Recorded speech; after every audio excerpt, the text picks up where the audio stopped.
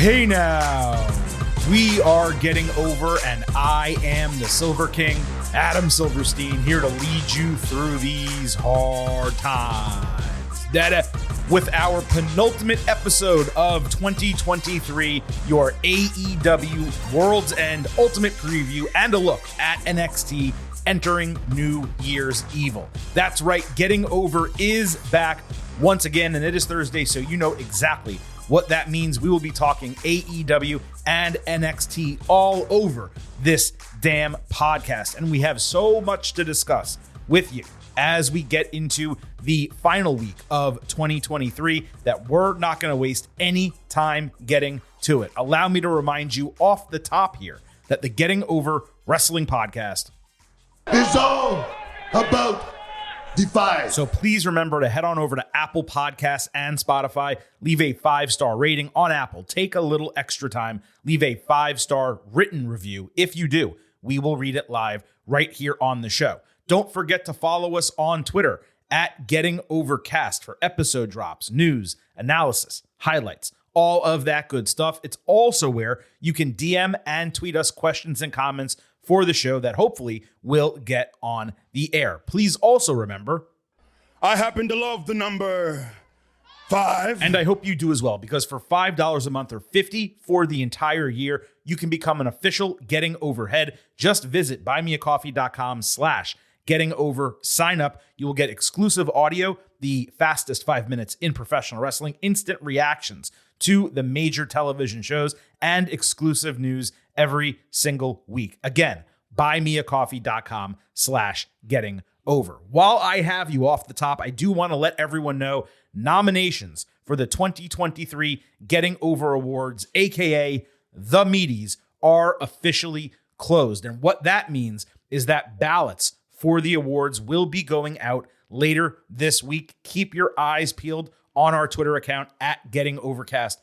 for that ballot. We will have voting go through the weekend into the new year, and we will stop it at some point early next week. At that point, Vintage Chris Vanini and yours truly, the Silver King, will tape our 2023 Getting Over Awards episode as we hand out meaties to the best, brightest, and also worst and dimmest from the last calendar year. This is a show, and this is a ceremony that you are not going to want to miss. So with all that said, folks, let's get into today's show, because we have an absolute ton to talk about in the world of professional wrestling. And excuse me if my voice sounds a little hoarse, because Vintage and I just spent yesterday talking about everything that happened in the year of our Lord 2023 when it came to professional wrestling. Our 2023 year in review episode is in our feed, awaiting your ear holes. It is as much performance-enhancing audio as we've ever provided in a single episode. We somehow managed to eclipse 3 hours talking about the year 2023. Make sure you listen to that, and then you can go ahead and continue listening to this as we go ahead and break down everything that happened from AEW and NXT this past week. Now, given this is an ultimate preview episode, we are going to save that, of course, for the end of the show, which means we're going to kick off with NXT. We'll then move to AEW and first discuss a bunch of items that have absolutely nothing to do with World's End, then a couple that are tangentially related to World's End, and of course, we will do the ultimate preview to wrap up the show. That means more timestamps than usual in our episode description, which you are going to want to check if you happen to be listening later in the week and you just want to hear the ultimate preview right before that pay-per-view begins, or if you only want to hear AEW or NXT, you have the ability to jump around. But as always, I hope you listen to the entire show. With that said, let's kick things off with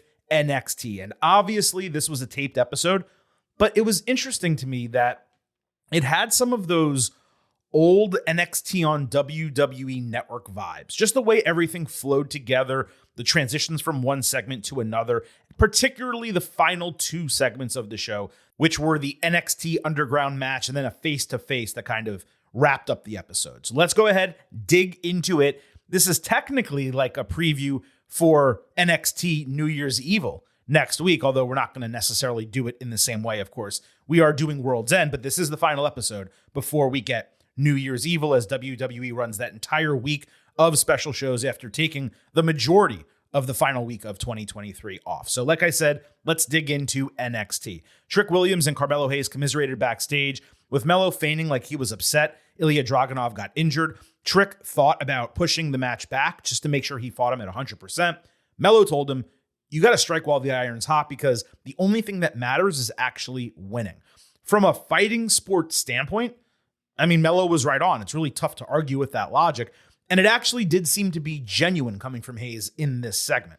Later backstage, Ava was interviewed for an update on Dragunov. She said there's been nothing that has been said to her, and he will just have to decide for himself whether to compete in the match.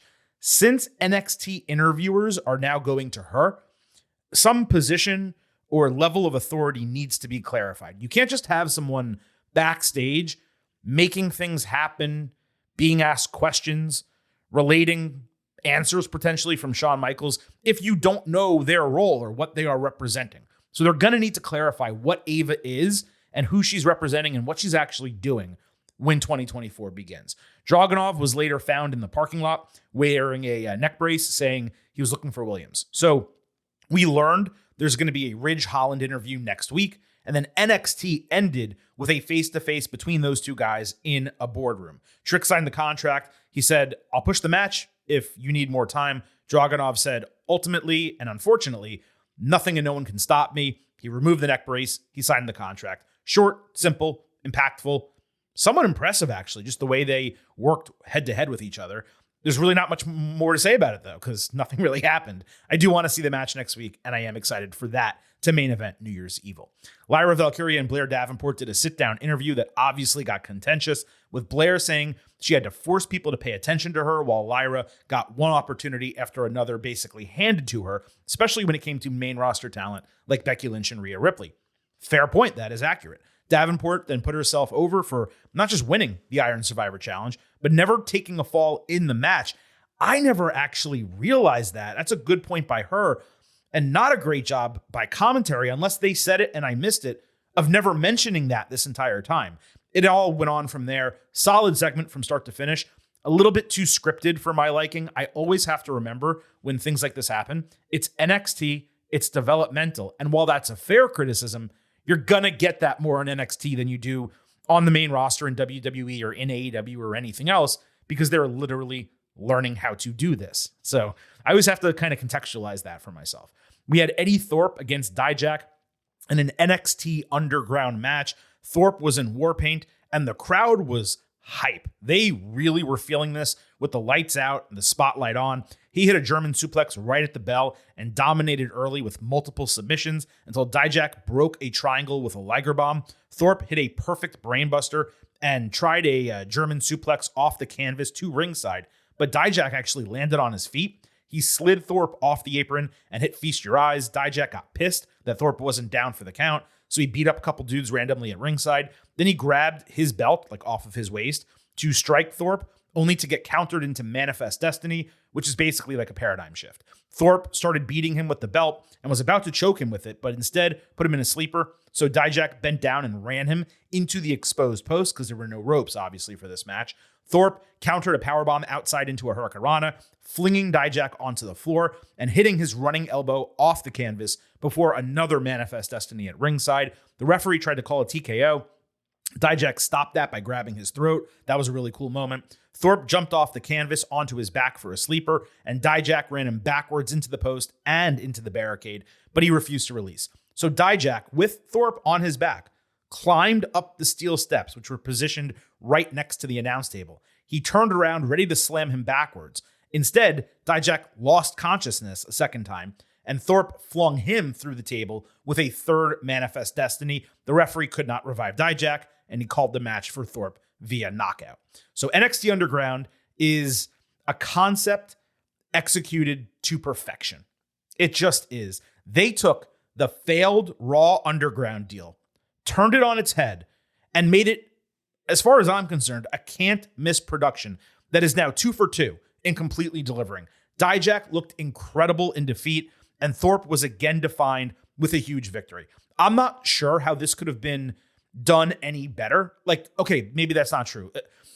Stronger sequences would have been nice. And obviously, if you put better, quote unquote, wrestlers in a match like this, and I'm not degrading either of these guys, but like imagine if you did the same match concept with John Moxley and Bryan Danielson, just like as one example. And you could pick Chad Gable and Gunther. You could choose anyone. If you did that, then okay, the ceiling's going to be even higher than it already was here. But this was executed perfectly, 4 stars, A-. And I would call this a must-watch match from the week just because of its uniqueness. The visuals are great. The execution's great. And both guys got over. I almost wish Thorpe only wrestled in NXT Underground matches, because when you put him in a regular ring, I'm not saying he's unimpressive, but it doesn't feel like he matters that much. And his gimmick just doesn't hit the same way as it does when the lights are off and he's wearing war paint. He looks legitimately like a warrior. Regularly, he just looks like a Native American guy who wrestles and represents his culture. And there's nothing at all wrong with that. It's just, it really hits when it's NXT Underground. And speaking kind of that, one item I did want to reference here is Thorpe's finisher now being called Manifest Destiny, which to my understanding was also the name of the move when he used it in NJPW Strong. Probably the last time most of us heard that term was like middle school or high school. And for those who don't know or forget, it refers to the belief held largely by white Americans that settled in the South and then west across the nation back in the day, that they were superior and they were allowed, and it was their destiny, which is why that's part of the term, to go ahead and spread themselves across the country. And while doing so, they annihilated, Native American people, lands, cultures. The idea behind using this term for Thorpe is to reclaim it. And I'm certainly no one to tell him what to do in that regard. Trust me, I'm not saying anything. But it does feel like it's something that Vic Joseph or someone on commentary should have been instructed to mention as part of the call. Like Thorpe reclaiming the ring with Manifest Destiny. Otherwise, like in a silo, it was strange to hear that term being used with a Native American wrestler 3 times during one match. It's no one's fault. It's not an issue or anything like that. I'm just saying, for people who know what that means, it feels like it should have been contextualized in a way where it's like he's reclaiming this, it's now his, and that's why it's being used. Maybe they do that another time. Maybe there's a vignette coming up where he explains that, and this was just the first time it was being mentioned. It just hit me in a way where I thought, you know what? It would be cool if they explained that a little bit more or allowed him to verbalize what it means to him to have that move and call it that. So that's just my perspective on it. Cigar Man at IT Guy 26 wrote in, has Dijak been reinvented to the point that he's main roster ready? I would say mostly yes. Like he still needs a gimmick that's going to translate more to the main roster than 80s villain. So if they can tweak and adjust what he is and get that gimmick main roster ready, he could easily be called up. Like he's good to go. But at the same time, do they really need another Hoss wrestler on the main roster right now? What you have to remember when it comes to WWE call-ups, and Triple H, Paul Levesque has said this frequently, call-ups are not only about who is ready and will they make an impact on the main roster. It's filling slots. So let's make believe you're a baseball team as an example. And I always use baseball as an example, even though I know much more about football and basketball, but we'll use baseball as an example. Okay. Let's say the best player in your minor league system is a first baseman, right? But you're down a third baseman or you're down a shortstop. You're not going to call the first baseman up to play one of those other positions just because he's the best guy and the next one ready.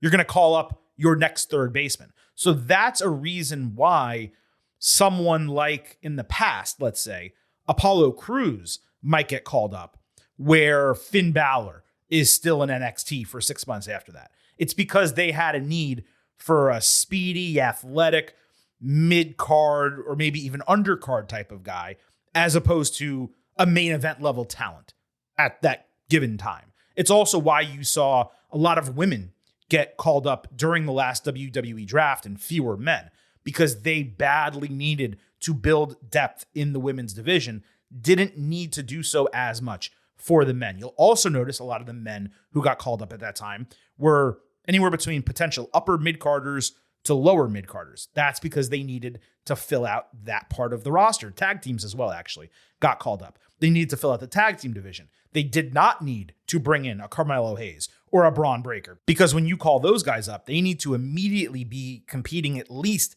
in the mid-card title division, if not working their way up the roster to potentially be main eventers in 2 years or so. And that's why different people get called up at different times. Dijak, is he ready? Yes, he's been ready. When he got called up last time, he was ready. He just got saddled with a shit gimmick. So for him, it's all about the gimmick. And not just that, when they have a need for hosses, like big, meaty wrestlers, that's when he's going to get that opportunity. I don't know when that's going to be. I don't think it's right now. So hopefully that answers your question. Nathan Frazier fought Braun Breaker. Frazier was talking shit to Axiom, happy that Breaker didn't win in the year-end awards. Braun was obviously behind him. It got contentious. They made the match. The gimmick of Frazier, like writing checks with his mouth that his ass has to catch, has been working recently. I like that a lot. Axiom also had another funny line here where he said he was winking at Frazier to warn him. Obviously, he's in a mask, so, haha. There was a fun rope running spot where Braun kept teasing a spear, but Frazier kept avoiding it. The match had a lot of power and speed spots that went both ways. Breaker caught Frazier flying for a snap World's Strongest Slam. Frazier countered a spear with a super kick, but he missed a Phoenix Splash, and Braun caught him recovering with a spear for the win. Baron Corbin nodded while watching this backstage. This is what I talk about when I say there is no excuse, regardless of the company, to do a match without a storyline. They set this up in 60 seconds earlier in the same show and delivered something immensely fun given both of their talent levels. Breaker obviously had to get the win, and that was totally fine, but this was the second or maybe third, depending on your taste, best match on the entire show, and it was set up with a 60-second backstage segment. That's really all you need sometimes. Carmen Petrovic fought Cora Jade. Petrovic hit a great falling roundhouse kick to the back of Jade's neck, very similar to what Xia Li does. Cora sold a knee injury for a second, but then she forgot about it, hitting her double underhook DDT for the win. Jade went to hit it again when Gigi Dolan made the save, which was teased last week in the locker room. I didn't mind Cora being dominant here, but forgetting to sell an injury after just a few seconds was not good. And that's part of that developmental process where you say, oh, they look really good in the ring. What are they missing? That's an example of something she's missing, learning to sell when you're given a kayfabe injury in the middle of a match. So she has to do better on that. Carmen, I would say, did well enough, but there really wasn't much to judge there. Ariana Grace visited Ava outside of HBK's office, asking about Roxanne Perez's attack last week, saying that she was assaulted and believes Roxy should do anger management. Ava informed her that they were actually taking action already by granting Perez's request for a match between them at New Year's Evil. Good character work by Grace once again. There's something to the cadence of Ava's speech that could probably use some work if she's going to be in a role like this. And one thing I've noticed with WWE and wrestling companies in general is they never really seem to go about trying to fix some of those speech patterns that wrestlers have that maybe don't work. There are people out there that specialize in this, and wrestlers, just like actors, could benefit from a speech pathologist or another similar job that I don't know what it's called, but speech pathology is the one that I do know. So just an idea, not just for her, but for other people. There's not just her. It's literally probably 8 to 10 wrestlers on NXT, more than a handful in AEW. Main roster on WWE were pretty good right now, but a lot of people can benefit from that. Heritage Cup saw Noam Dar defending against Josh Briggs. No one seconded Briggs as he requested last week. Dar was saved by the bell while in a powerbomb as Briggs dominated round 1. Dar later had him in a triangle choke, with the referee not counting Noam's shoulders as they were firm on the canvas, but Briggs lifted him to escape, hit a massive lariat to win the first fall. Briggs got his nose busted open during commercial and ate half a Nova roller to end round 3 at ringside. Briggs knocked Dar out with a haymaker, only to get hit in the back of the head by Lash Legend with a spit bucket. Dar covered and Briggs kicked out, but Metaphor threw the bucket in the ring, and Briggs just picked it up, kind of like a caveman, looked at it, goes, oh, here's a weapon, I'll use it, hits Dar with it, and gets disqualified. So he loses the Heritage Cup match despite leading 1-0 in round 4. Now, I enjoyed the match for the contrast in styles, and I even liked the finish to play into Briggs now twice just being this dumbass babyface. First last week for not letting his own crew get his back when Heritage Cup matches need supporters and seconds, And then he gets disqualified in the match that he had no business getting disqualified in, that he was leading in the first place. I thought it was pretty good stuff from top to bottom. It went ahead to prove what I've been saying for a while. Briggs has a high ceiling and Brooks Jensen simply does not. I might change my take on that in a second, because Jensen and Fallon Henley, they tried to make Briggs feel better backstage, with Jensen realizing Briggs truly wants to be a singles competitor and Henley needs her space to tackle her career. So he suggests it's time for us to split up. They all agreed. They're family forever. They love each other, but they went their separate ways. So I go on to say what I just said about Jensen a moment ago, and yet in this segment, he was the star. Let's not get that twisted. He ran this entire segment, both verbally and with his facial expressions and his emotions. So maybe I was a little bit too harsh on him last week. Maybe there is something there, but how about we do this? How about we cut this guy's hair and we give him a gimmick that he can claim and build upon? Because whatever he looks like and is now, that ain't going to work. I'll also mention that NXT clarified the stipulation in the Tiffany Stratton match for next week. The loser is the servant or ranch hand of the winner for one day.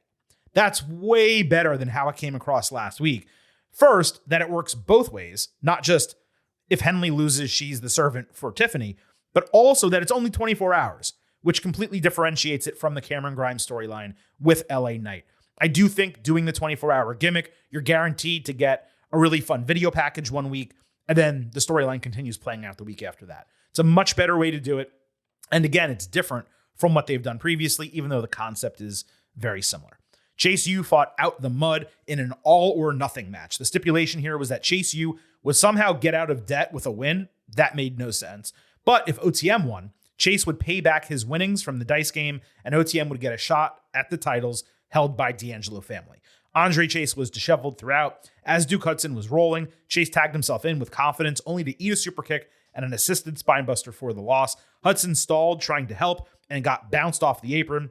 OTM, they remain green as hell, and they're nowhere near ready for the title match that they're getting. I just don't understand exactly why this is being booked this way. Plus, as I said last week, the creative is convoluted as hell. I'm just really not into this. I like the Chase U gimmick that they're doing with being in debt and Andre Chase getting them in trouble and all that. That completely works. But everything that's happened since then, it's just, like I said, it's convoluted. It's a little bit confusing. Joe Gacy fought Joe Coffey as Coffey was making his entrance. Gacy just simply walked to the ring through the crowd, which was actually kind of unique. The fans had fun with multiple Joe type of chants. Hank and Tank eventually evened the sides as Gallus tried to take advantage. Coffey hit the Glasgow send-off, but Gacy ducked all the best for the bells, countering with a handspring lariat for the win. He kept his original entrance music after the bell. Largely the same wrestler, but there's no question this seems to be getting over. The fans were cheering for him. I think they got to change the music. They really should change the look as well. He should not be wearing tights. You got to get this guy in pants or shorts or just do something else with him, because it doesn't work. The look and the music and all this package that they've created for him, it's the one he's been using. If you're going to change the gimmick, you got to change the rest of it as well. So hopefully they make some adjustments in the future. Next, we had Drew Gulak leading a series of promos from the No Quarter Catch crew, where they basically stated their intent to show no mercy, take everyone in NXT out, and specifically when it came to Dragon Lee and the Legato boys, make the territory a no-fly zone. Then they did the same hand gesture that Gulak used for his old Catchpoint stable in Evolve. So it's clear Shawn Michaels is letting him just run with that gimmick using a different name.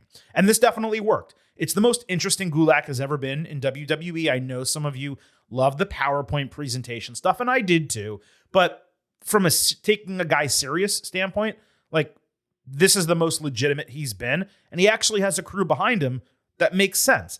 The trio works. They have potential in the ring and out of the ring. The name is too long, as we've said.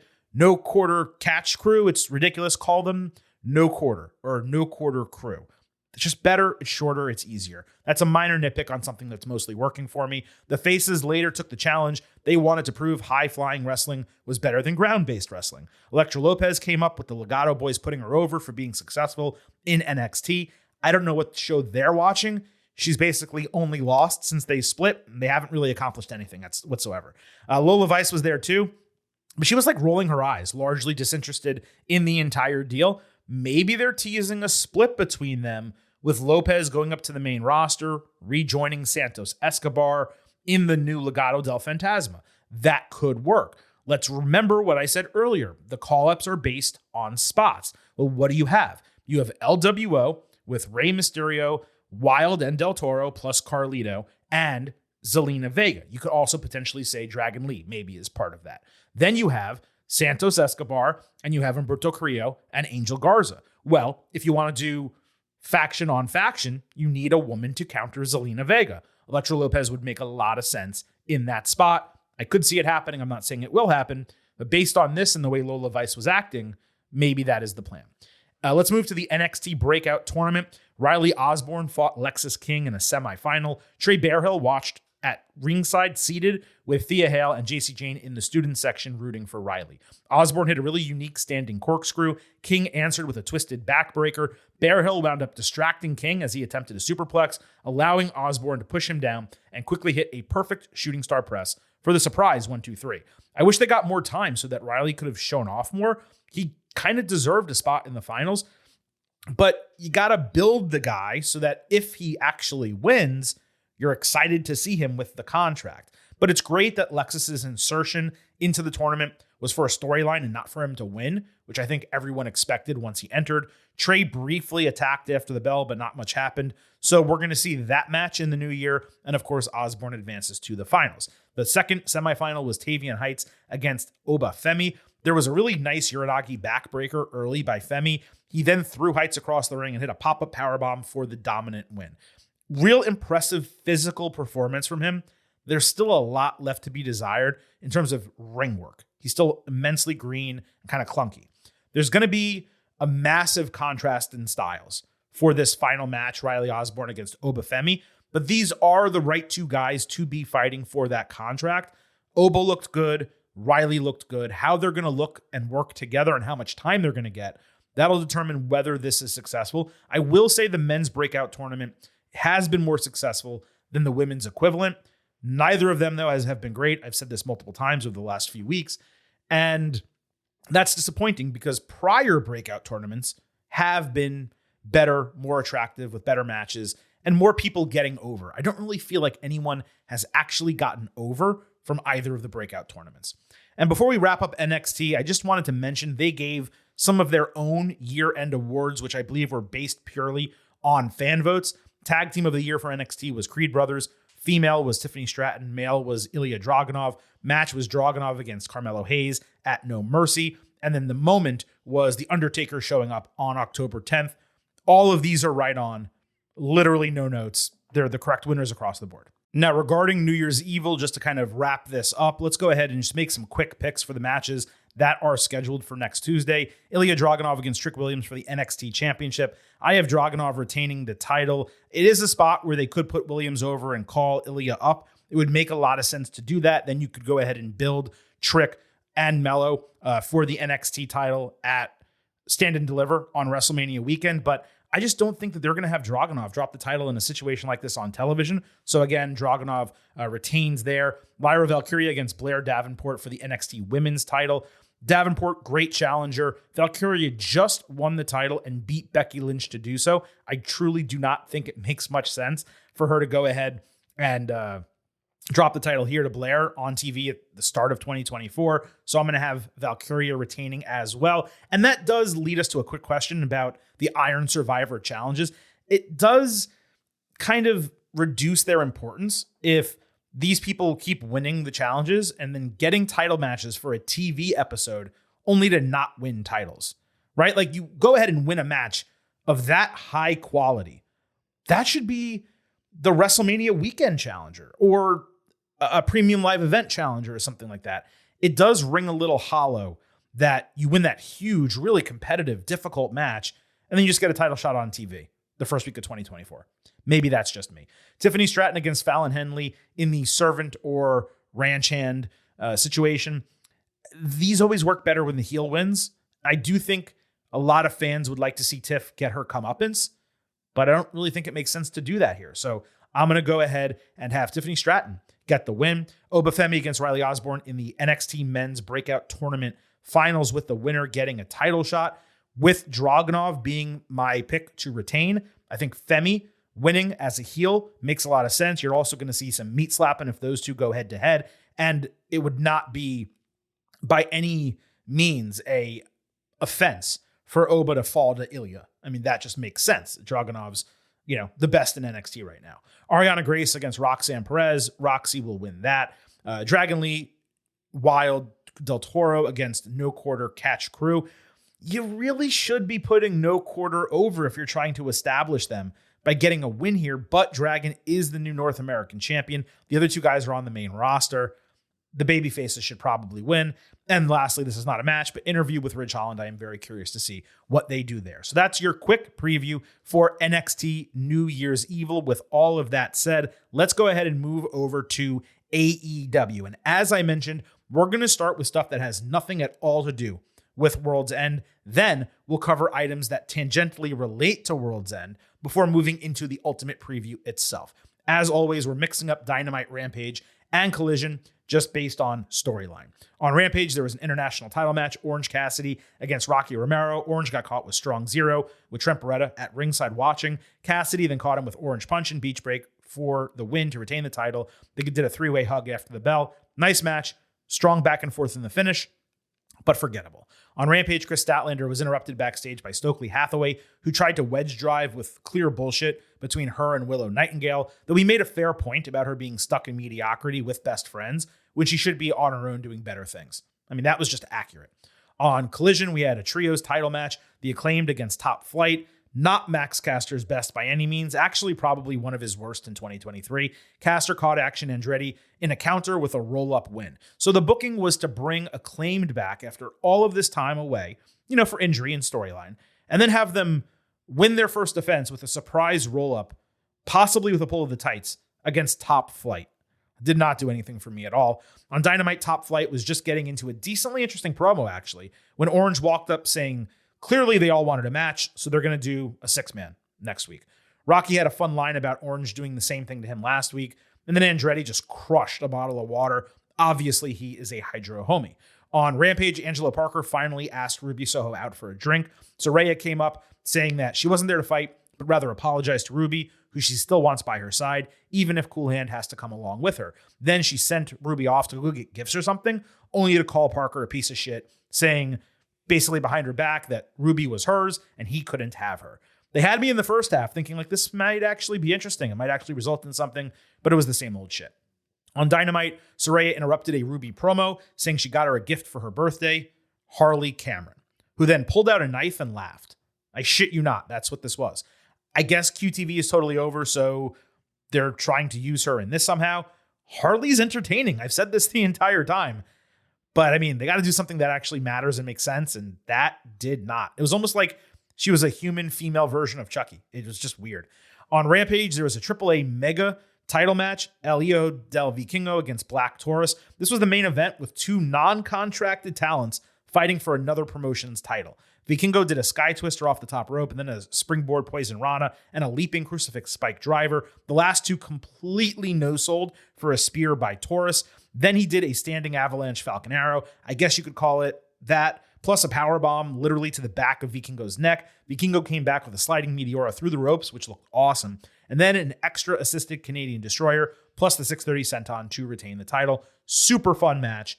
Zero doubt about that. Significant parts of it were just Taurus waiting and waiting for Vikingo to do a move. I appreciate the athleticism and skill, but it was not what I would call an excellent match, as it just completely lacked storytelling or any other elements aside from high flying. 3.5 stars B, but a totally worthwhile watch. On Rampage, the Hardys fought the Kingdom. Rick Knox got involved outside, taking a steel chair away from Matt Hardy, which resulted in a distraction back inside the ring, allowing Matt Taven to roll him up for the win. Unremarkable match with no reason for it happening, just to give the Kingdom another win, but having it come via roll-up didn't even build them up.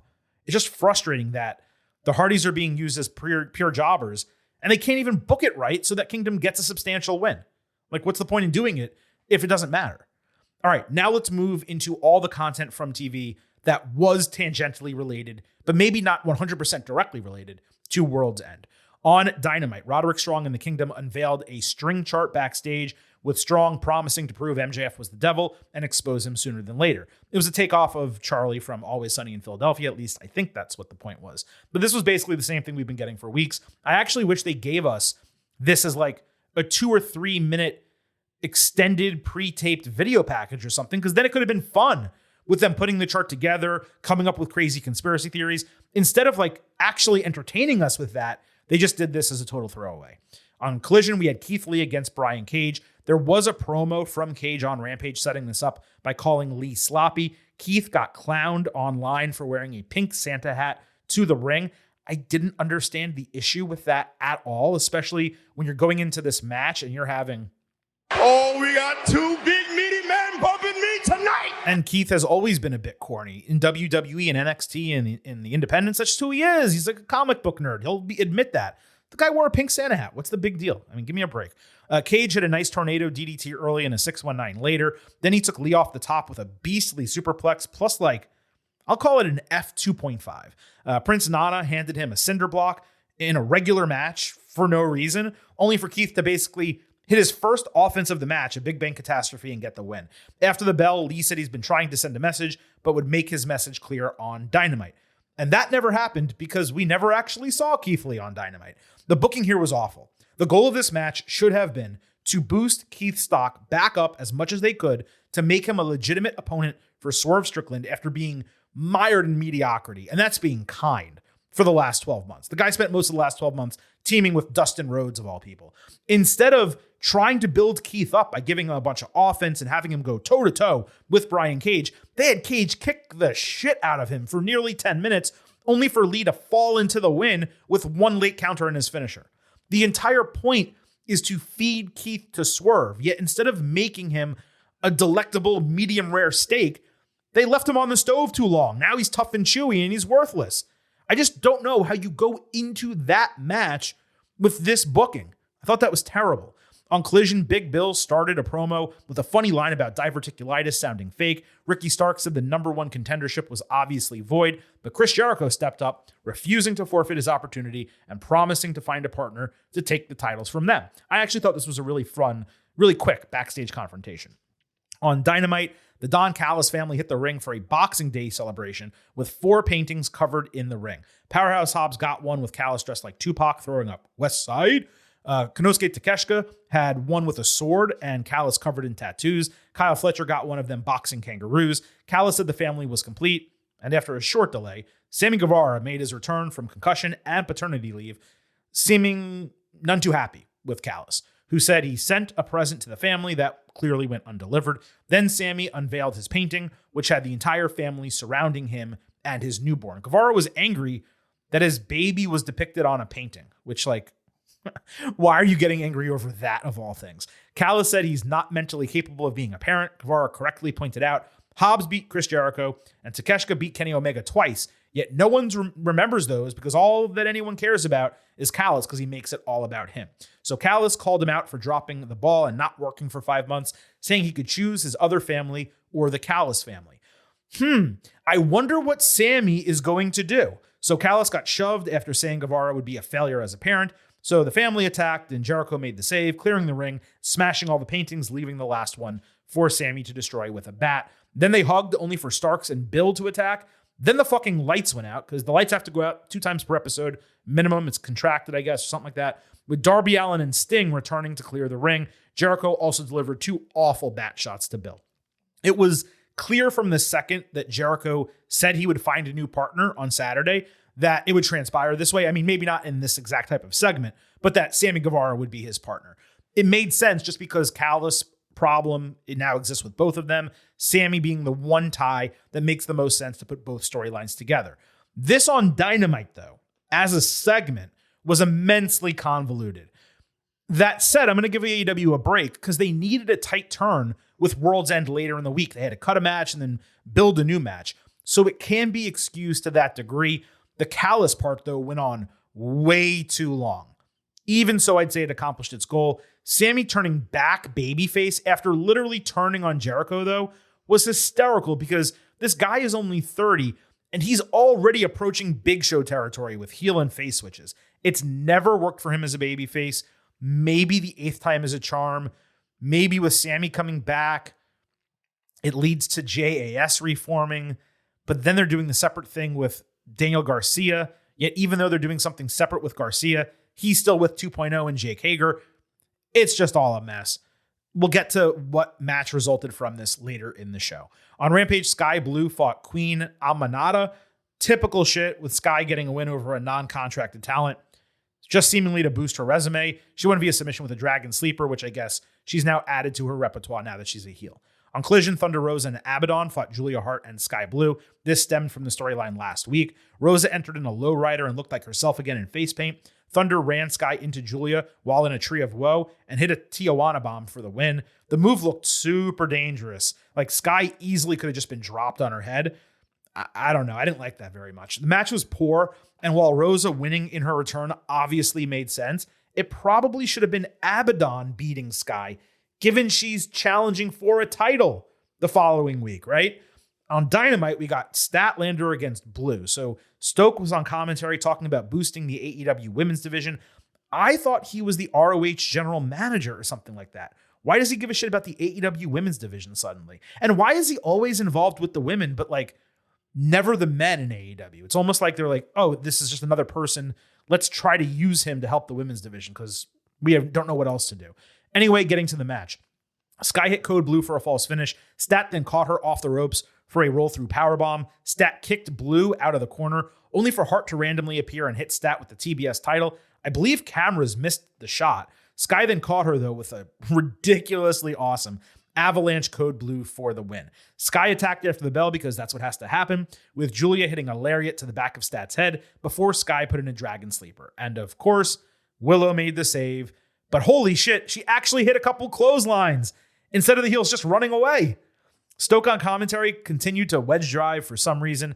Abaddon then showed up on the stage to threaten, but she did an attack and the heels escaped. I like Sky as a heel. I think she's improving to a degree, and it's just working better for her character. But really, the only difference is like she stares into the camera and does a Dragon Sleeper.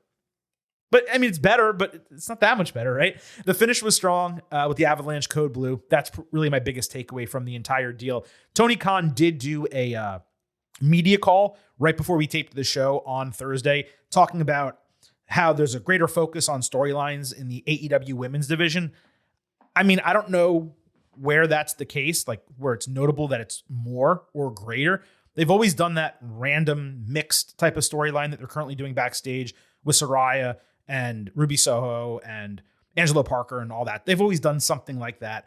This is a TBS title storyline. This is a legitimate storyline, but there's really not that much to it. And the opposite of a storyline is happening when it comes to Toni Storm and the Women's Championship, which is the one part of the women's division that should have the most time and attention spent to it. There's literally nothing happening there, as we'll discuss a little bit later in our AEW Worlds End Ultimate Preview. Before we get to that, we're going to go through all of the Continental Classic matches, because there were, I believe, 5 combined between Collision and Dynamite this week. So entering Collision, Bryan Danielson and Andrade El Idolo, they had 9 points each atop the table, the blue table, with Eddie Kingston trying to force his way into the final, holding just 6 points entering the show. So Collision opened with Bryan Danielson against Claudio Castagnoli. Bryan countered Ricola Bomb into a triangle, countered back into a neutralizer. He went for another, but Danielson countered out of it, hitting a psycho knee for another false finish. Then they exchanged, kicking the other's head in, with Claudio focusing on the eye and moving into a sharpshooter with 1 minute remaining. Claudio put the pressure on with 30 seconds left, then released it with 10 seconds left, trying to quickly get a pinfall, but it ended in an extremely hot time limit draw. The crowd was going bonkers over the final 60 seconds. Danielson wound up laid out on the canvas. He, though, got a point because it was basically a tie to advance to the Blue League final with 10. While Claudio sat up and seemed ready to keep going, they hugged after the bell. What was particularly cool about this match is there were numerous callbacks to their prior matches, not just in WWE, but elsewhere. I counted 4 callbacks, but there certainly could have been more that I missed or forgot about. Beyond that, the wrestling was excellent. It was the perfect use of a draw between a couple of group members. Grading a match without a winner, it's always difficult because you just don't get that full finishing sequence, but I have this at 4 stars and an A-. Great stuff.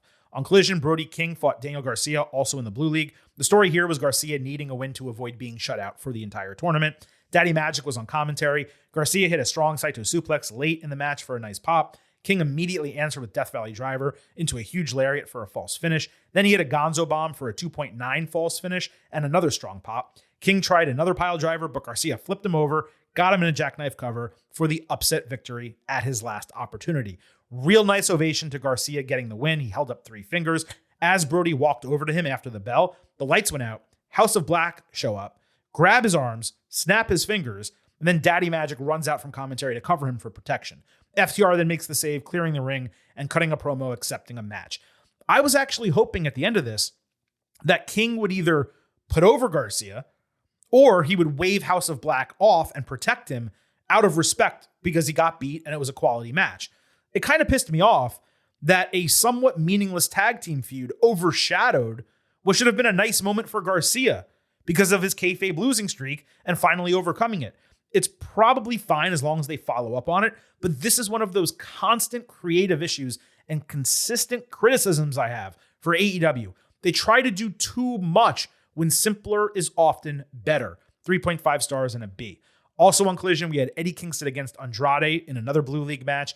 Eddie got a lot of work in early with Andrade fighting from behind. Andrade later hit 3 amigos and jumped off the top rope with Kingston struggling to catch him with a dropkick selling a knee. Andrade hit his wife's moonsault outside and a double jump moonsault inside. Kingston blocked the hammerlock DDT, countering into a Saito suplex. Andrade caught Eddie with his back elbow for a false finish, and then he did a dead arm lift 2.9 as part of that. Kingston got a rope break on a figure 4 leg lock. Kingston stood up and hit 2 back fists plus a Northern Lights bomb for the sudden victory to move to 9 points with a tiebreaker and into the final. My only note, I just wish there was more to the finish to put Andrade in a position for the back fist, because he didn't really take any damage that left him then prone to just stand there and take back fist from Kingston. I love the match though, 3.75 stars B+, a solid end to the table portion of the blue side of the bracket. It made sense for Kingston to win for 2 reasons. 1, his titles are up for grabs in the tournament. 2, Andrade already had a feud waiting for him with Miro. And this is what we discussed last week. Giving Andrade that feud on the side telegraphed that he was not coming out of this tournament. And not only that, unlikely to reach the final. And that was frustrating for me watching this develop for multiple weeks. On Dynamite, Jon Moxley, Swerve, and Jay White all fought in the gold final. This was the result of a 3-way tie atop the league after table competition concluded. They quickly fought into the crowd and then around ringside. Swerve hit a diving elbow to Mox's neck and a frog splash crossbody outside into both guys. Later, he jumped into nothing and Mox hit a paradigm shift. White wore Mox out with a chair and focused on his knee. Swerve countered White into a crucifix pin that was definitely 100% a 3.1, but they called it a false finish. Then he hit house call with a powerbomb transition into a power slam and a 450 only for Mox to break the fall with a stomp. Swerve took a nasty sleeper suplex from White with Mox putting White in a choke broken by house call. Mox then ate Blade Runner for a broken fall, so White used the chair again and propped it in the corner only for Swerve to reverse him into it. Swerve went on a run, but White pushed him outside to prevent Swerve's stomp. Mox countered Blade Runner with a lariat and then hit Death Rider on White for the win. Straight up excellent match. All 3 guys were at the top of their game. Obviously wanted Swerve to win with hopes of AEW strapping the rocket to him, but I can be patient given the circumstances of the tournament and the obvious booking, at least at the time I thought it was obvious, of Mox and Eddie squaring off in the final. Mox over White was the right move because Jay wasn't really hurt by taking another loss, while Swerve had to be protected. Outside of the one botch on the pin count, my only major problem was Mox not selling the knee injury at all, despite it getting crushed over and over again with a chair. That was bad. It's one thing for Cora Jade to forget to sell an injury in NXT. It's quite another for Jon Moxley to forget to sell an injury in a huge match on AEW television. And it's fair to point out that Mox, he was the most boring winner out of this group. He never really puts anyone over. That may change, and hopefully it will, at World's End. But when you have a match with Jay White, who lost to a one-legged MJF, and Swerve, who's coming out of that big Hangman Page victory, and you have Mox win, again, it makes sense in storyline, but it's not really the most exciting decision. You can even make the argument White's now been pinned with 2 guys fighting on one leg, even though Mox didn't sell his. This was exactly what you want in terms of high-end wrestling, storytelling, all of that. 4.25 stars and an A, a real good way to end the Gold League, though I understand why some were even more frustrated than I was with Mox coming out on top. And lastly, when it came to the Continental Classic, Danielson, Kingston, Blue League Final. Eddie was the underdog here, starting 0-2, working his way into the league final and never beating Bryan in their careers. There was a short but really solid back and forth promo package that preceded this match. Included was Danielson holding that Eddie as a bum sign, and now it makes a lot more sense why they did that when back the moment had happened, if you remember. I was surprised Danielson didn't respect him after their match. Good timing and placement of that sign weeks ago. Kingston hit a Saito suplex and fell into Danielson's face off the ropes midway through. Bryan chopped him down, but Eddie answered back with a ton of chops that absolutely destroyed Danielson's chest. Bryan came back with a ton of kicks. Eddie avoided the Psycho knee in the corner and hit a Northern Lights bomb. Danielson countered into a Psycho knee with a high stack for a false finish. Then he hammered Eddie with elbows and kicked his head in, screaming for him to give up. Kingston flipped him the bird, so Danielson goaded him into standing. Eddie countered a Psycho knee with a spinning back fist. Then he hit a half and half suplex, missed a back fist, and hit two more plus a powerbomb with a high stack for the upset victory. Mox walked down after the bell. He was first to check on Danielson and then to cut a promo on Kingston. He said all he's ever asked from Eddie is his best, and while Kingston thinks the world is against him, he's actually got a lot of people who love him. Mox said all those people deserves Eddie's maximum effort, but both of them know Kingston can't beat Mox, which means he's already lost. Mox promised he'd give him no favors, and if Kingston wanted to be a Triple Crown champion like all of his heroes, he'd have to earn every inch. Eddie then stole the mic saying he ain't a young boy bitch. He promised to give Mox everything he has, said he would bust him up. He also called himself King of the Bums, which I just thought was a great nickname. It's for Eddie, for any wrestler, but especially Eddie Kingston, King of the Bums. So if you think I liked the last match, I absolutely fucking loved this match. Literally, my only note would have been having Kingston deliver the last two backfists to the bad side of Danielson's face instead of the good side for bonus impact. Why would you not do that? But that's literally my only note. This was a perfectly executed match with Bryan looking stronger and more dominant throughout, only for Eddie's passion, perseverance, and never say die attitude to win out in the end. It's exactly the way you book someone like him as an underdog. The stage was set perfectly and he delivered. Then you get the post-match with Mox, really solid lean into World's End. To some degree, I wish this was done a week ago so we could have gotten one or two more promo segments between them, but it nevertheless delivered on both ends. I went 4.25 stars and an A, but the Mox triple threat, I would say 4.25 down to 4, like that's your area, whereas this was 4.25 up to 4.5. So on the higher end, no question about it. The match of the night, one of the best matches of the entire tournament. Now, in terms of final takeaways on the Continental Classic, the wrestling aspect of it was exceptional. The best tournament of the year in the United States, any brand. It also included some of the best AEW television matches of the year. The forced Triple Crown element with the creation of another new title, it's been this unnecessary component the entire time. With Kingston now in the final defending those titles, it actually makes more sense why that was done because this stuff matters way more to him than anyone else.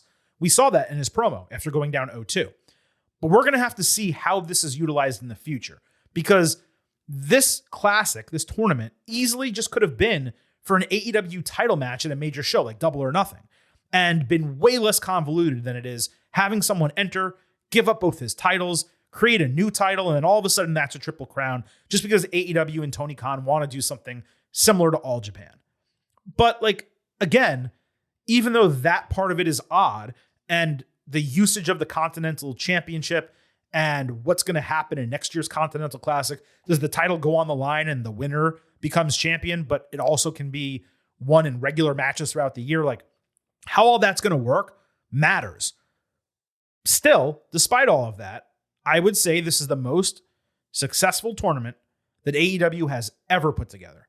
And while I understand some people were not attracted to it because it was mostly just pure wrestling, it hit for me as a viewer, especially the second half, once points started getting divvied up and storylines began to generate out of the tables. So all in all, I would give AEW 2 thumbs up for the Continental Classic. With that said, let's go ahead and move to your AEW Worlds End Ultimate Preview. There are currently 10 matches booked for the show, one of which will be, I presume, on whatever they're going to call the kickoff, 0 hour, whatever the case, whatever it's going to be. That is a 20-man battle royal for a future AEW TNT Championship match. We don't know any participants in the match.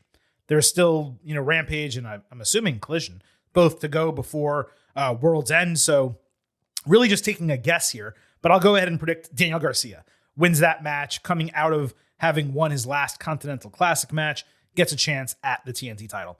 Just a shot in the dark. No idea. The other 9 matches have been built to different degrees of success on AEW TV over, of course, the last couple of months, but really the last couple of weeks. We're going to go ahead, break all of those down match by match, including some straggler elements that happened on TV this past week. Of course, we're going to give predictions and picks for all of them, and we will wrap it up with a pre-show expectation grade for AEW Worlds End. So let's start with the FTW Championship match. Hook defending against Wheeler Yuta. Hook sat on a stoop on Collision, presumably in the Bronx, accepting the challenge for the title, but saying it would be under FTW rules. Thank you! Finally, they got it right. An FTW title match under FTW rules, which every FTW match should be under. There's been no real development or consistency with Hook. Sometimes we see him when they need a pay-per-view match. Sometimes we don't. Sometimes he wrestles a few matches over a couple months. Sometimes he doesn't. There's no reason to care about this. Even the feud is basically like, I kind of dislike you, so I want to take your title. There's not really much to it. I'm going to have Hook retaining. I don't know what putting another title on Yuta does, and it's FTW, Hook, and Taz. That all works together. I just don't think the FTW title needs to exist anymore. Certainly not in the way it's being utilized. But we'll go ahead and have Hook win. TBS Championship, Julia Hart defending against Abaddon. We already discussed, what happened on TV regarding this match, but you're not putting the title on Julia Hart, having taken it off of Stat, only to have her lose it to Abaddon. And again, Abaddon was built up for 3 weeks just so that she could have this match. And then I'm assuming she's going to disappear after this. So Julia goes ahead, wins the match, retains the title. And I have to assume down the line, Stat will eventually fight her again and win it off of her. Or maybe they actually elevate Stat up to the main part of the women's division and she takes the title off Toni Storm. That would make a lot of sense in the future. Regardless, Julia Hart retains here. So they announced Chris Jericho, Sammy Guevara, Darby Allin, and Sting against Ricky Starks, Big Bill, Powerhouse Hobbs, and Kyle Fletcher. This stemming from what we already discussed happened on Dynamite. Konosuke Takeshita not involved. Who knows why, even though he might actually be the best wrestler who could potentially have been in this match. So like I said, this was announced at the end of Dynamite, replacing the tag team title match for the show. I presume Jericho and Guevara will challenge for the titles on TV at a later date. Because of the circumstances and no titles being on the line, I also believe, if memory serves, Sting is undefeated in AEW. Well, that tells me who's going to win this match. The baby faces go ahead and win. Jericho, Guevara, Allin, and Sting. Good to see Darby back. I guess he either paused his training of climbing Mount Everest or he's done. I don't exactly know what's going on with him. We also have Miro against Andrade El Idolo. On Dynamite, we saw the same Miro promo from last week, with Excalibur telling us afterward that it was a challenge and the match was booked for World's End. Again, let me repeat. It was the same promo he already cut. And best I heard, maybe I'm wrong, no specific challenge was uttered, let alone accepted. This is the definition of something being thrown on a card. And beyond that, as I noted before, the fact that Andrade had a feud being built outside of the Classic completely telegraphed that he was not going to win it. I'm not totally sure what they are going to do here. When we were talking about the Continental Classic and Andrade was winning, I said, maybe they've kind of patched things up. He and Tony Khan, and he's going to stay with AEW long term. And he's not going to look out at the end of this contract. But that was based on people he was beating. My expectation, he might be in the final and might actually be in the ultimate final and challenge for the title at World's End, except he lost on the way. And now he's fighting Miro, who's trying to get his wife back. Miro, who, by the way, has only had 6 matches since Collision debuted 6 months ago. None of them majorly impactful, is 6-0 in those matches. And this is his first storyline, except he wasn't really able to tell it because Andrade was busy in the Continental Classic. Miro has not lost a singles match in AEW since November 2021. Now, granted, he missed pretty much all of 2022, but still, he has not lost a singles match since November 2021. And I don't think he and CJ Perry, Hot and Flexible, I messed that up. I should have called her Hot and Flexible off the jump. damn me. That's a nah for the Silver King. Nah. I don't think they're going to be having him lose at the start of that story. So I'm picking Miro to win, but I can't really make sense of this at all. It could go either way, and I don't think it matters which way it goes. I'll tell you that this next match, it does matter which way it goes. That's Keith Lee against Swerve Strickland. This got made official on Dynamite with Swerve angry backstage after losing the triple threat. He said he heard Keith was looking for him, and Tony Schiavone just so happened to not only know that Keith was looking for him, but have a match contract in his hand. This was probably Swerve's worst promo in months, and it was kind of appropriate because this match just got thrown together just to give Swerve a significant win over someone who's been irrelevant for the last year. I do believe they will put on a quality match. I do believe that match will exceed expectations, but there is no excuse for the way this was dropped and then restarted like 10, 11 months later without even rebuilding Keith back into a legitimate challenger. Swerve absolutely has to win this freaking match. If you have Keith beat Swerve, then everything he's accomplished recently, it doesn't get flushed down the toilet, but it just doesn't make sense that you'd have him lose in a situation like this. Swerve wins. It's another feather in his cap. And hopefully he goes on to bigger and better things, such as, I don't know, maybe the International Championship. That would make a lot of sense. The Women's Championship, we have Toni Storm against Rio. On Collision, Toni was interviewed about her title match. She didn't say much, but basically ignored Mariah May, who said she had her wrestling license, but no planned opponent. I hate to say it, this timeless gimmick is starting to wear on me, at least as long as Storm treats it in a way that she's unable to actually do her job building a match and opponent. Mariah then showed up on Dynamite for a stage interview, stating her in-ring debut will come next week to kick off 2024. Rio chased her to the ring. Toni followed and got saved by Luther, only for Rio to splash both of them off the ropes. So she doesn't know who Mariah is, but she's saving her from a Rio attack. Regarding Mariah, the promo was weak as hell. I realized one thing that hurts my suspension of disbelief with Toni is that she has a massive tattoo on her calf, which I don't have a problem with, like, at all. It's her body, her choice, all that. But a starlet in the era that she's playing, this timeless character, would never have anything like that. Or if they did, they'd completely cover it up. And the Rio stuff. There's just no real storyline here. Rio comes back as like, I want a chance at the title. Now, credit to Rio and AEW, they did have her win a couple matches to legitimize herself before she got the opportunity. But there's no real storyline. You have Toni doing these comedy gimmicks that don't actually relate to Rio, even if she says that she's small and she could eat her. It's simply booked as like a quality wrestling match, and Storm is going to look good coming out of it, retaining the title. And that's fine if you're doing it for TV. But if you're talking about improved women's storylines and actually booking things, then you got to do better than this for a pay-per-view, especially your year-end show, this big show to take you into 2024. So that's immensely disappointing. Let's move to the TNT Championship. Christian Cage against Adam Copeland, no disqualification. On Collision, Christian entered with Nick Wayne before introducing his mom, Shayna, who explained that she did what any mother would do, protecting her son after Copeland smashed his head with a chair. She said it was clear Christian was the only one who cared about Nick as much as her. Thankfully, Christian got the mic back, putting over Shayna for working to support her son and saying he wished Copeland's mother was still alive so she could disown him for being mean to single mothers. Then he accepted the fight for World's End, promising to put him down on behalf of all single mothers. Shayna's motivation made complete sense, as we've discussed for a couple weeks now. I'm just being honest with this opinion, though. I legitimately cannot find myself caring about any of this. And I think I know the reason why.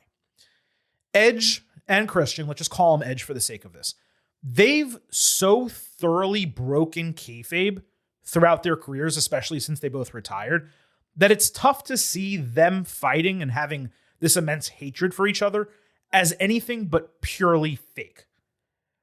And that is one of the problems with breaking kayfabe, or just not having a strong enough story where it makes sense that they actually hate each other, because Cage hasn't really done anything to Copeland. Yeah, he tried to maybe keep him from AEW or didn't welcome him with open arms, and they kind of told that story. But this has become a blood feud, and it doesn't fit when we know for a fact that Copeland said on his opening promo, the reason he went to AEW is because his daughter wanted him wrestling with his best friend again. Jay. He even used his real name. So if you're going to break kayfabe in that regard, right off the top, then telling me all of a sudden these guys hate each other and want to kill each other just doesn't really work without a really strong storyline behind it. And I'm sorry, Nick Wayne and his mother is not a storyline that I give a shit about to lead to an Edge and Christian meeting. So that's how I feel. On Dynamite, Christian was complaining about waiting all day for Copeland to show up for an interview segment, only to be attacked in a director's chair. The locker room ultimately pulled them apart. It was a nice intensity here. It didn't do much to increase my level of interest in the match for all the reasons already stated. Nothing wrong with any of this. I just don't particularly care about it that much. Now, in terms of a prediction here, it's actually kind of difficult, right? Because what I see happening is Luchasaurus returning. And what would make the most sense is for Luchasaurus to return and turn on Christian, take him out with the title or something like that, leaving the door open for Adam Copeland to win the TNT title. But Christian is doing such a great job with the TNT Championship. And I don't know that Copeland would actually succeed with it or that it would be that interesting for him to have it. But because it's the no disqualification stipulation, it does create that opening for Luchasaurus to do that. The other option is that Luchasaurus literally comes in and just sides with Christian again and attacks Copeland with a chair, and Christian wins. And Copeland takes a concerto maybe and goes out of action and then comes back. Christian's already dropped the title. He fights Christian and beats him. Like, there's ways you can go with it.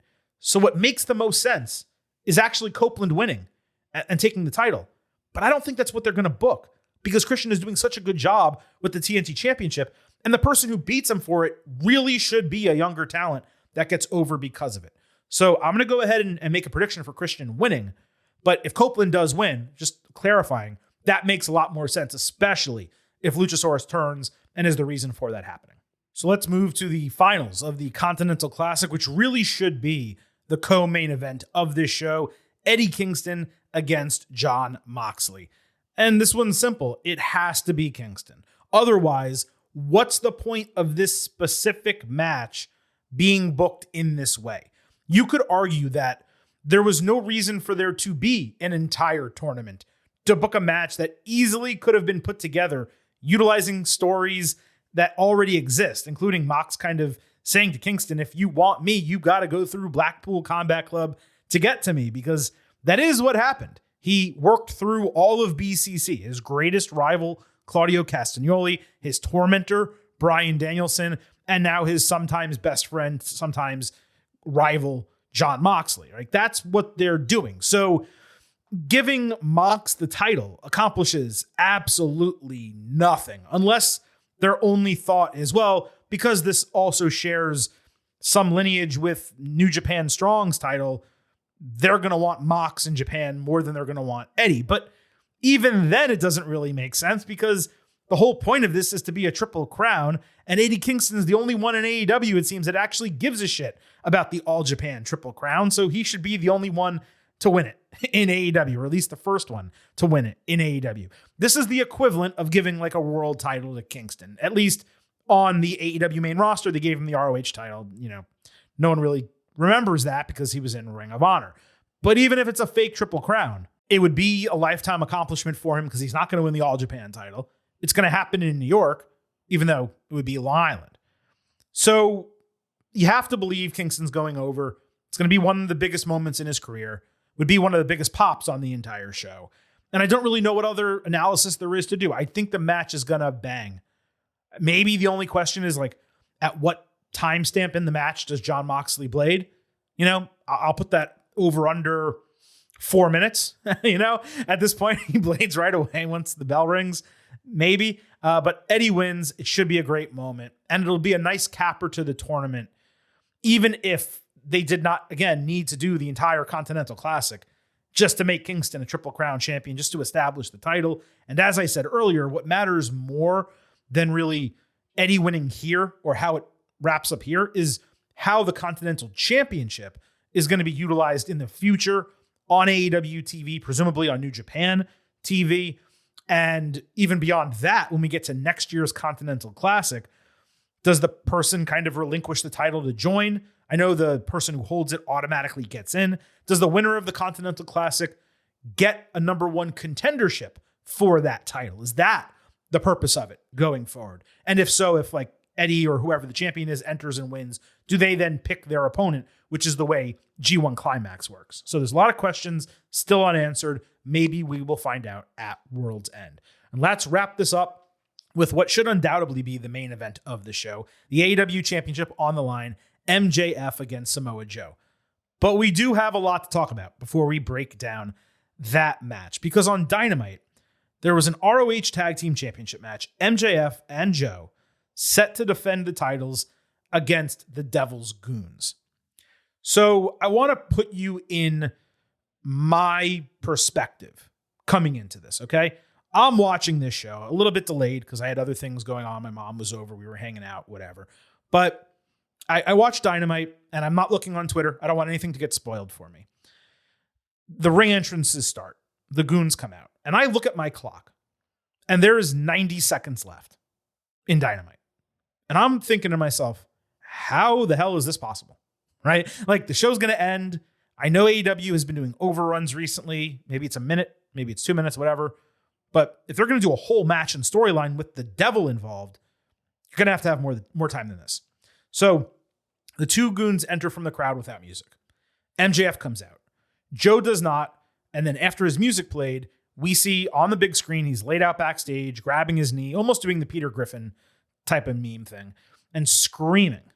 And as Joe is screaming, my recording cuts off. Now, everything else I'm going to tell you right now, I'm working off of social media clips. I have not been able to find the final 5 minutes of the show. So all I know as I give you this preview, and it's not like sarcasm or not me being an ass or anything, I can only go off the information I have. I've read recaps as well, but I don't have the visual for you. So MJF demanded to have the match even though Joe got injured. I assume the bell rang. He went after the mask of one guy as another crawled out from under the ring and drilled him with a pipe. Then I have no idea what happened. The next clip I saw, Joe is standing in the ring with a chair. I presume he beat the Goons away or ran them away with the chair, scared them away, and saved MJF. Then I saw the devil on the screen with the written line, "Pleasure doing business with you," before Joe attacked MJF with a steel chair, just like Seth Rollins when he turned on Roman Reigns and the Shield. And he screamed, Joe did, "I did this to you." Then he hit a muscle buster. Then I saw a graphic that said, "The Devil's Masked Men are the new ROH Tag Team Champions." So I presume they pinned MJF before this happened. When I went to read the recap, apparently one of them hit Heatseeker on MJF, which is, of course, one of his finishing moves. So before I even get to the booking, let me just say first that AEW's new obsession with the overrun and like Tony Khan announcing, "Thank you so much to Warner Brothers Discovery for giving us a 5-minute overrun to Dynamite." Why do you need the overrun? Like, I understand the ratings game they're playing. I get that. Don't get me wrong. But like, I use YouTube TV. I made the switch from cable. I was an Xfinity user for, it feels like decades, right? I went over to YouTube TV, which is great. And if anyone happens to be interested, I have a discount code. You can get $50 off. DM the Silver King at Getting Overcast. I'll share it with you. I'll get a couple bucks myself. But I love it. I legitimately do. But when you record on YouTube TV, you're at their mercy, right? You cannot like extend a recording X number of minutes like I could on Xfinity. I can extend it 1, 5, I think, or 30 minutes, right? And you can't one-off record shows that air after other shows. So like, let's just make believe Big Bang Theory aired immediately after Dynamite. On a regular DVR, you can just record that next episode to make sure you don't miss anything. You can't do that on YouTube TV because whatever you record after, it will record every single thing. And when it comes to a show like Dynamite and the time of evening that it ends, there's not the same show that's always immediately after it on TBS. Sometimes it could be sports. Sometimes it could be a sitcom. Sometimes it could be a movie. So you can't even have a consistent post-Dynamite recording. So I literally have no way to watch the end of the show on my television. I was completely shit out of luck. And like I said, completely relied on social media. Now, lucky for me, AEW did post like a 50-second clip, a 1.5-minute clip, and another 2-minute clip. So I got most of what I just told you from watching it.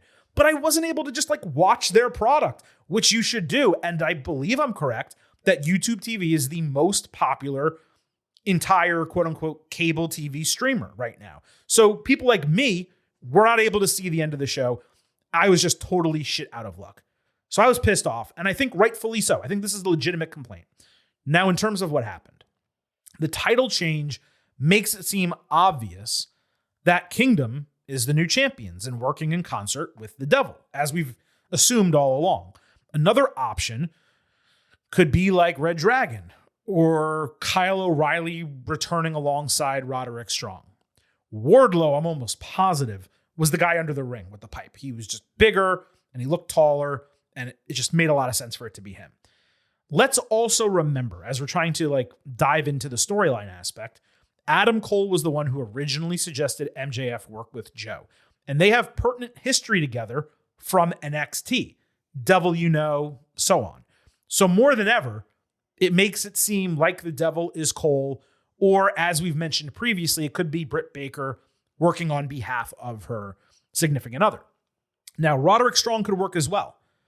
That's far less exciting, and I also feel like it's less likely, but he has been the fool throughout this entire situation. And obviously, Adam Cole chose MJF over him. They hugged in the ring after All In. The Devil started soon after that.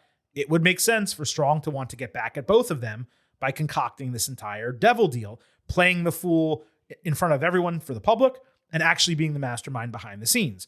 I don't necessarily think that Strong has the acting chops to pull that off, but he's also exceeded my expectations in the comedy gimmick that he's doing, even though I actually don't like it, but he's actually doing a fine job doing what they're attempting to accomplish. I want you to all remember the fact that if it is Britt as the Devil, the reason that would be flawed is because she could pretty much never get her comeuppance from MJF. And that's important when you do a reveal like this. The problem with Cole, obviously, is that he's supposedly injured and out for a couple more months. So either he had a real ankle injury and they exaggerated it and maybe used fake x-rays to throw people off so they could do this story, or he has a real ankle injury and it's as bad as they say, and maybe they unmask the Devil and it turns out that the guy can't wrestle, right? So there's all these issues potentially with it being Cole. And let's just be honest that it does seem like the Devil reveal is coming Saturday. The storyline has already overstayed its welcome, and it absolutely needs to wrap up. I'll also point out, though, that the booking and execution of this entire storyline, it remains immensely hokey. The idea has been strong from the start, but the execution has been rough, including MJF being pinned here again days before a pay-per-view, regardless of the circumstances, the odds that he had against him, taking the pipe shot. Let's not forget also, Joe gave up a match against an injured MJF, which he almost certainly would have won coming out of All In, to work with the Devil to injure MJF so he gets a match against him that he's almost certainly going to win. That makes no sense. Why would he not have just taken the match initially, won the title, and moved on with his life? I guess it's possible that it was a leverage play, but that would have needed to be made clear weeks ago, and now there's no time to do that. Also, that's me trying to help it make sense. So the one thing I think is pretty damn clear is that by the time Worlds End concludes, we're going to know who the Devil is. And we've laid out probably, I would say, the best options here. Obviously, going with someone like Jungle Boy Jack Perry and the Real Glass, that's been hinted at throughout this entire thing. That's another way they can go. Dolph Ziggler, of course, coming from WWE, Nick Nemeth, certainly possible. I think Ziggler would be the one, I said this last week, who actually gets a pop, where you're like, oh shit, it's Dolph Ziggler. That's pretty cool, right? I don't know the way I'm going to feel if it's anyone else. And I probably can't even tell you that until it actually happens. And I see the way they book it and the way I react to it. But because Joe is the one challenging for the title, as much as I am telling you this right now, I would love it if Samoa Joe was the AEW champion. And him relinquishing the ROH TV title would make a lot more sense if the plan was to strap him up here. But as much as I want to believe that that's the plan, to strap up Joe, You just had MJF beat Jay White on one leg. Are you really not going to have him beat Samoa Joe and retain the title and the Devil then show himself afterward? That just makes the most sense. So I have MJF retaining, the Devil being unveiled. And if you want a bonus prediction on who the Devil is, let me go ahead and do like percentages. Just because, again, I don't know that any of the answers are that exciting at the end of the day. I'll say Adam Cole, is 65%. Britt Baker, 15%, which puts them together at 80%. And then you can split the other 20% up among, Dolph Ziggler, Roderick Strong, and Jack Perry, and just even it out between them. I think the most likely option is that it's Cole or Baker for Cole. But again, we will find out, Saturday at AEW Worlds End. So, folks, with all of that said, let's go ahead and wrap up the Ultimate Preview with our pre-show expectation grade for Worlds End. And kind of going through this card, it's not the strongest pay-per-view, though the matches are all real interesting and have a high level of potential. Like, even if you just go down the card, like MJF Samoa Joe could very well be match of the night. Eddie Kingston, Jon Moxley could very well be match of the night. Christian and Copeland, it's going to be good no matter how it transpires or no matter what the booking is. Storm and Rio has a chance to be an exceptional women's match for AEW, but there's not really a storyline to care about it. Keith and Swerve, as mentioned, Miro and Andrade, both of those can be absolute bangers, but the way in which they were concocted, when you come in, you just don't really care about either of them. The 8-man tag is completely worthless. It really should not be on this card at all. They really just did it because they wanted Jericho and Sting on there. And also there's no Kenny Omega, no Young Bucks, no Hangman Page. So Tony probably felt, I got to get Jericho and Sting on the card. Julia Hart and Abaddon is a TV feud, a TV match. I'm glad there's 2 women matches on the card, but it shouldn't be there. Julia obviously is going to win. And then the FTW thing I don't care about. And the Battle Royal, I don't really care about either. So it's not really the strongest card in terms of storytelling and booking and creative, but it does have a chance to be a strong card from a match quality standpoint. And that is where AEW generally hangs its hat. So coming in, I'm going to give it a B+ expectation grade. I think that if I gave it a B, then it would have an even greater chance of exceeding my expectations. So I think B+ is appropriate, gives them an equal opportunity on both sides of the coin to exceed or fall below. And I do expect it to be a really solid show to wrap up 2023. Of course, the AEW Worlds End Instant Analysis podcast episode that we'll have once that show goes off the air, that will be our final episode of 2023. So you are not going to want to miss that. In terms of what's ahead here on the Getting Over Wrestling podcast, besides that show, we will be back on Tuesday with your next WWE episode. I want to make sure everyone knows we published a special WWE show last Friday as our final such show of 2023. Be sure to listen to that. It includes a ton of stuff from SmackDown, a full recap, I should say, of SmackDown, along with a number of WWE news items. Make sure you listen to that. Also, make sure you listen to the 2023 Year in Review episode, which was published on Tuesday. Back to the forthcoming schedule. WWE on Tuesday, next Thursday, AEW and NXT, and the Monday following on January 9th, you will have your 2023 Getting Over Awards, aka the Meaties. A ballot for those awards will be out no later than this Friday. Be sure to vote over the weekend. Balloting will close early next week. And you can find that ballot on Twitter at Getting Overcast. That is where we give you episode drops, news, analysis, highlights, and all of that good stuff. It's also where you can submit questions and comments for the show via tweet or DM. Again, at Getting Overcast. Please also remember to vote for Getting Over in the 2023 Sports Podcast Awards. You can find the link in our Twitter profile at Getting Overcast. You want to vote Getting Over for Best Wrestling Podcast is 100% a fan vote, totally based on email addresses. And as I have said previously,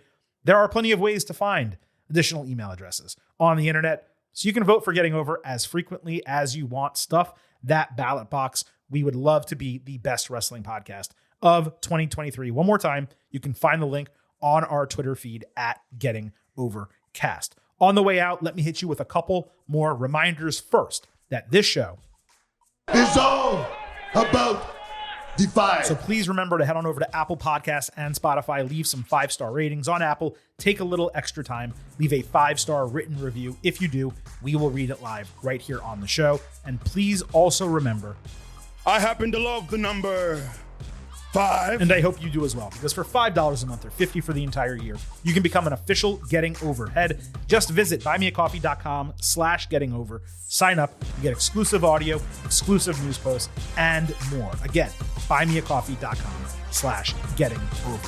Thank you all so much for listening to the penultimate episode of 2023. We will be back with that AEW Worlds End instant analysis Saturday night. As soon as that show goes off the air, that will be our final episode of the year. And we will, at that time, wish you a happy 2024. But it is officially time for the Silver King to sign off and leave you with just 3 final words. Bye for now.